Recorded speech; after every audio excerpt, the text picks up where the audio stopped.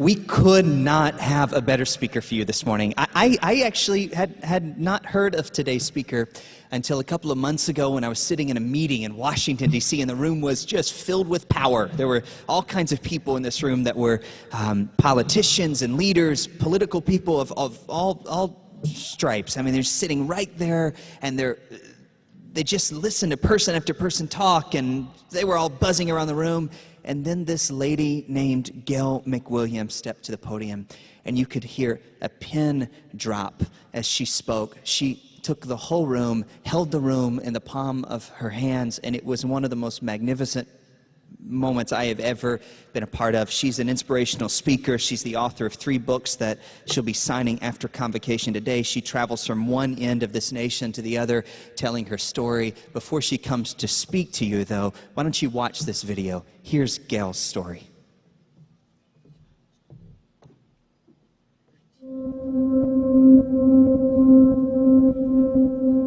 When I was a young girl, the doctor said that I would probably never have any children. I had a childhood disease, which I got at 9 years of age. And so in my teens, a doctor felt like it was important for him to plot out my life. And with that verdict, he said I would never have any children. So when I married, imagine the pain of the conflict, because my husband and I wanted children. We knew they were gifts from the Lord, and we desired that very much. When I was born with 7 major complications, and the doctors were getting ready to write out my death certificate. For 21 days, we struggled to see if she would live or not. My parents went through so much, just fighting for my life, working with the doctors, encouraging them to even just feed me. Something happened in the course of the pregnancy with Anna. And later it became evident that this would be the pattern for all of the children. Because every time I was pregnant, my eyes would hemorrhage, and little by little I would lose eyesight with each pregnancy. They could have just said, you know, that's it, we've gone through too much. We're gonna stop right now, we won't have any more children. So 3.5 years later, we were pregnant again. The doctors came in one day and said, you have to choose today between your baby or your eyes. I said, the choice is made. I choose my baby.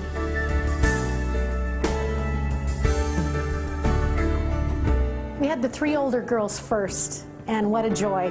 When I hear my mom's story, I am grateful to hear, first of all, that she chose life. And it's sobering to think that if she didn't choose me, she didn't choose the ones that were after me, which was Holly and Lydia and Connor. You know what the worst part about being the third born is? You get blamed for everything. The best part about being the third born is you blame it on others. I love music. I love to sing music. Music is my life.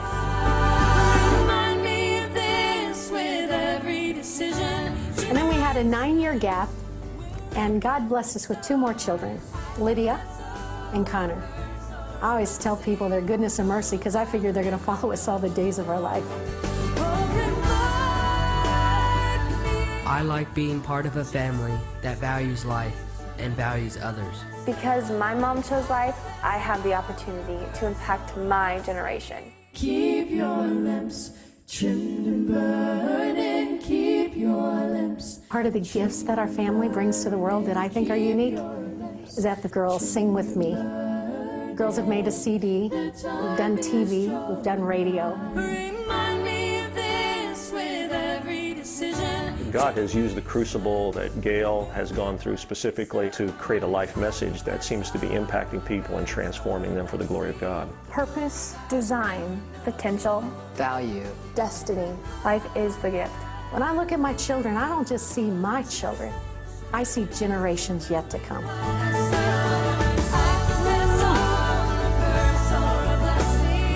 I am a woman of hope. I do see a lot more than maybe the average person because I choose to see what's of great value. I find that every day I'm in a position where I choose life.